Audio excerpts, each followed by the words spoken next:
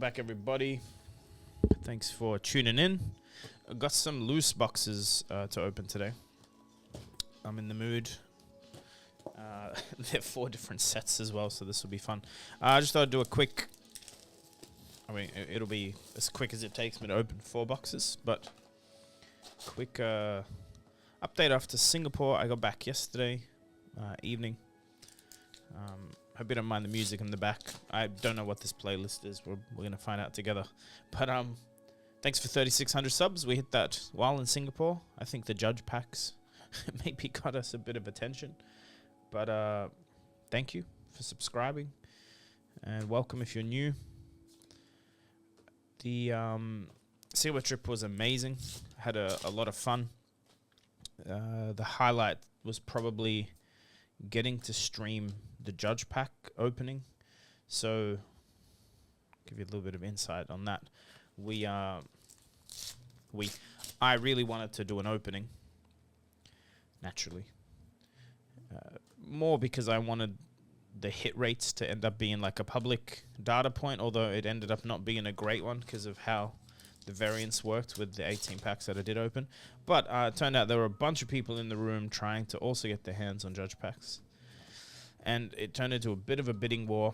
It wasn't my intention. All transparency, I ended up paying 450 Singaporean dollars per pack, which is, in my opinion, way more than they're worth.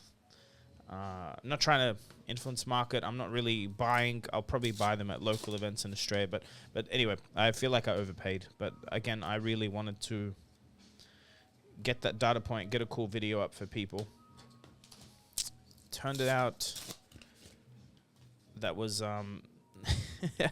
yeah, I wasn't prepared to pay that. Really, it was other people bidding that brought the price up. So we ended up doing it. It was fun. We did it live. A whole bunch of judges watching. Shout out to Dane Lands from Art House Syndicate and a Flesh and Blood judge who helped me procure a bunch of them. And at least we ended up with that video. But according to some insider info, after the fact, I don't think the variance in the hit rates is exactly what you see in my video. It is only 18 packs. I think it's more even what you should expect to see.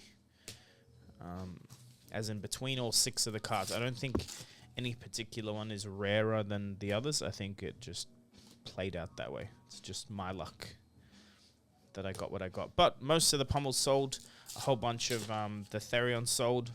So it's just a matter of time, I think, till we recoup the money for the shop.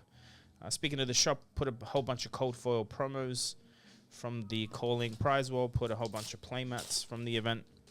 Trying to keep the pricing reasonable, but I'm also trying to cover costs, so feel free to jump on there.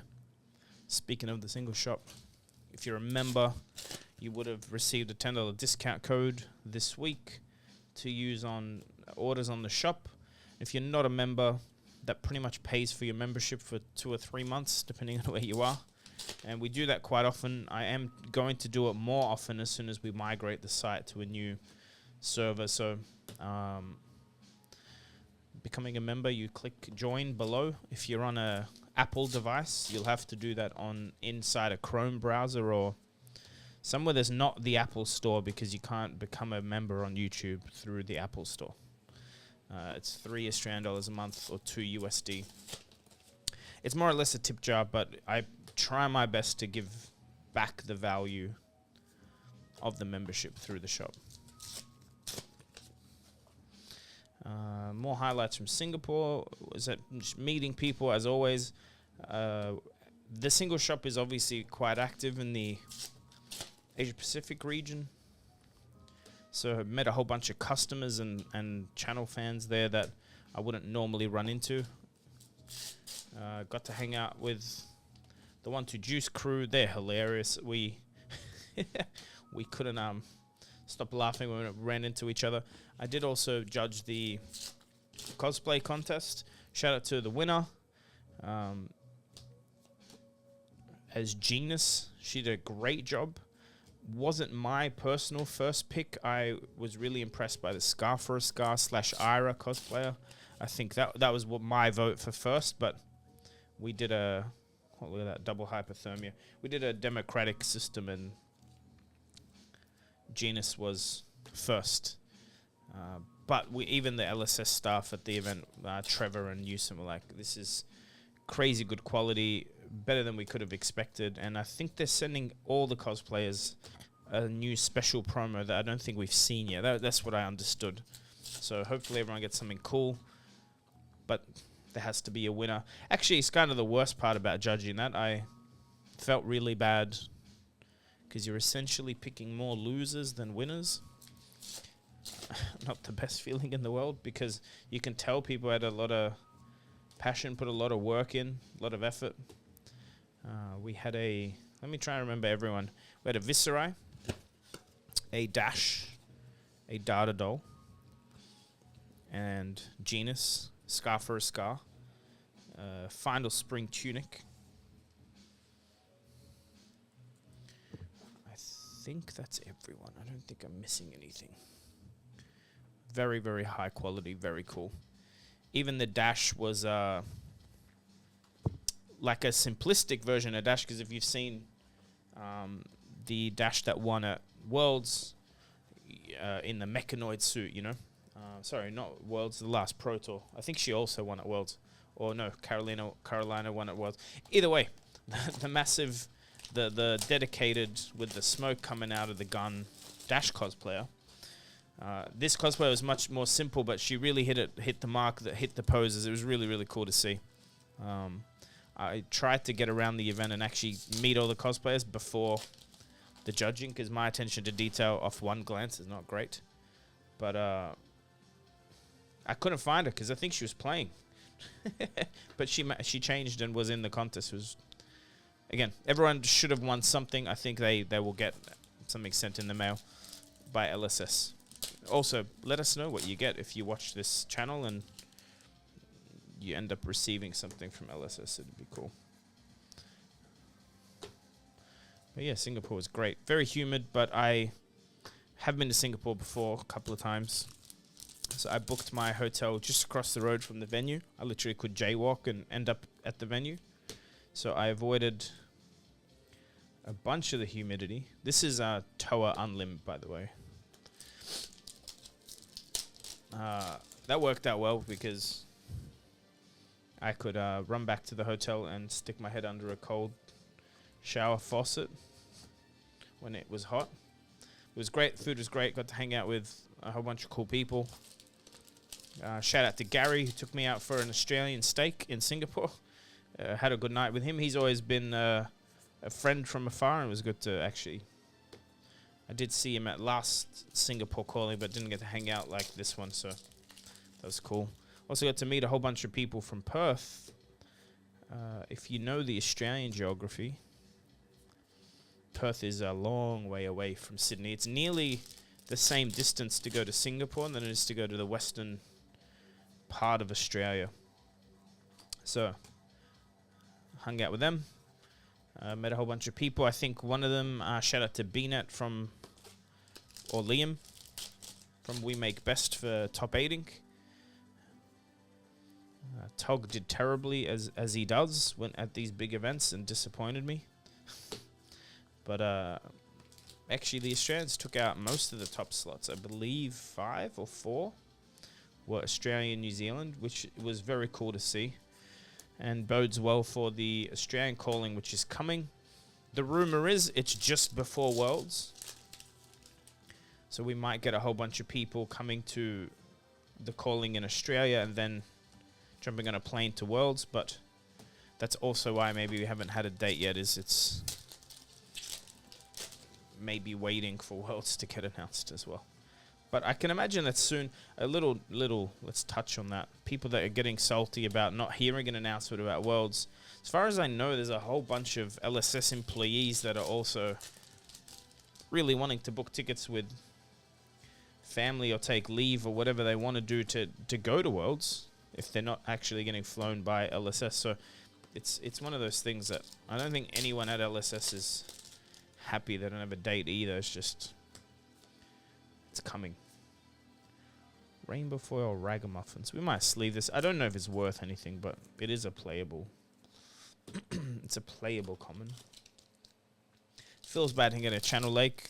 Channel Lake's been dropping in price drastically. Oldham's LLing. Iceland is being played less and is LL'd in Blitz. And I don't think Lexi's going to come back and play Channel Lake at this rate. Not with the power level she currently enjoys. Merlions were very cool. The Sigil promo. I believe most of them would have been handed out now. I don't think there's going to be a... This is a good hit. Like a trickle after Singapore calling. So basically you could sign up to one of 3 or all 3 events. There were 3 events that guaranteed you a Sigil promo. I don't know if I like that system because those events had so many sign-ups and many people just not turning up to play, which always feels bad for the people actually wanting to play. I feel like they should have enforced attendance, like you got it in round, like in the last round of the event or something, because it just ended up being a money exercise. You know, you pay 90 Singapore dollars to get a Merlion promo. I didn't get one because those events sold out very quickly, so I only got the one from the Monarch.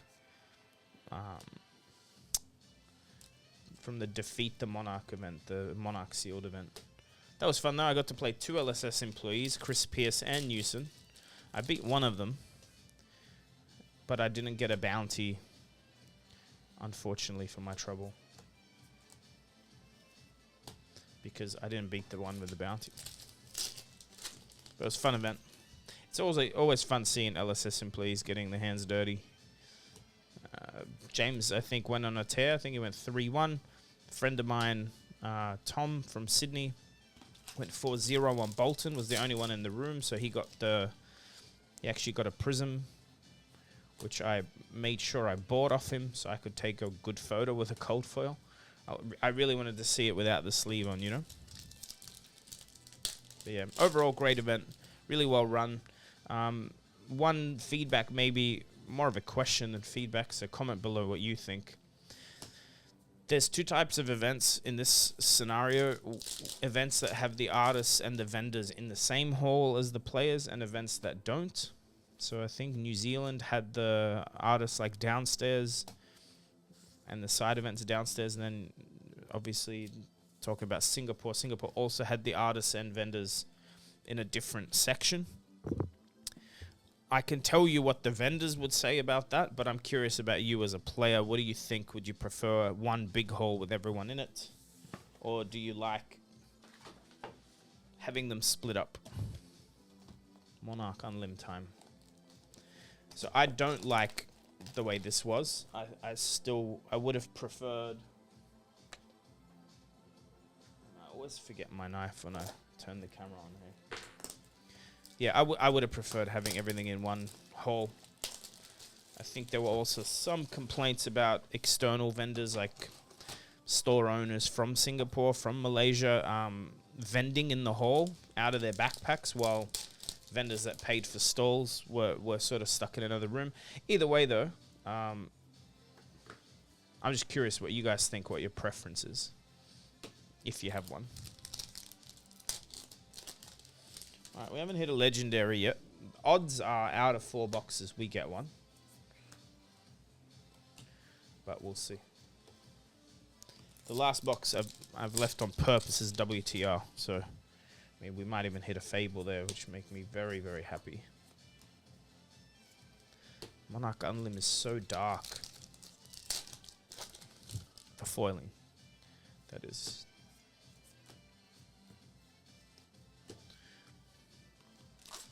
If you're still here, thanks for hanging around for the latter part of the video. Something on a personal note, I got my 3rd stripe on my blue belt today. Had a bit of a, what's the word for it? Had a bit of a thought I'd share. I didn't want to like do it at the start of the video because it's not really a, I don't usually make statements like this, but Jiu-Jitsu has a thing called the Blue Belt Blues, where, you know, a lot of people, like the vast majority of people that get a blue belt quit the sport. It's like you get this validation that you know what you're doing, and then you just as quickly learn that you don't know much when you get a blue belt.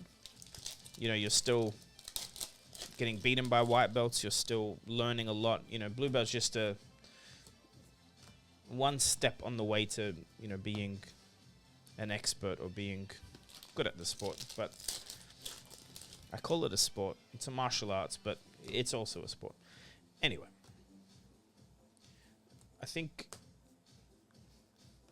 getting the stripes. So I had a very bad injury a few years ago now in jiu-jitsu, and it's really held me back. And to be honest, I didn't expect to ever get stripes. I hadn't been able to train as well as I would have wanted to. Can't move as well as I want to.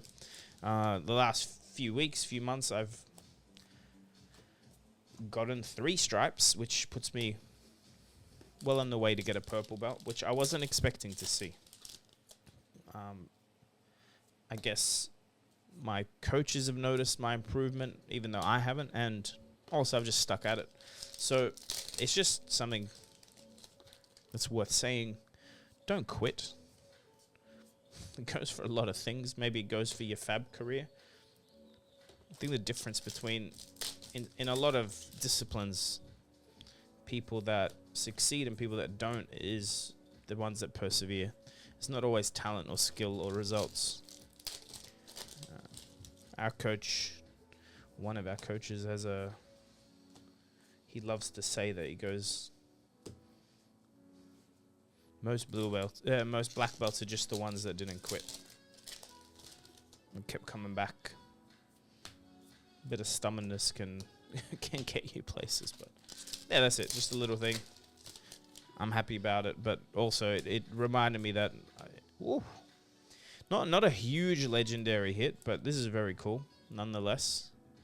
Doomsday. It is a legendary. But anyway, don't quit. That includes life in general.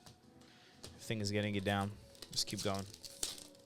Super excited. Getting a purple belt's massive in jiu-jitsu. It's very, very low odds. I'm pretty sure it's like less than 1 out of 100 students ever see purple. So I'm pumped. I'm well on my way. Maybe this year, maybe early next year, it'll be a reality. I might even do a jiu-jitsu montage if that happens. Whew, that's a nice hit. Don't know if it's super valuable, but it's very cool. All right, 2 packs left. What are decks are playing Exude these days? Anyway, I can't think. Man. What a lot of Majestics, huh? Last pack. Also, sorry about the music. It's kind of funky. I don't even know if you guys can hear it as loudly as I can. When I say sorry, I like it. I just don't know if it's the right mood for this video. Alright. Last box. Also, everything I'm opening will end up on... Ooh, I left this out. Everything you see ends up on flukeandbox.com. Go check it out.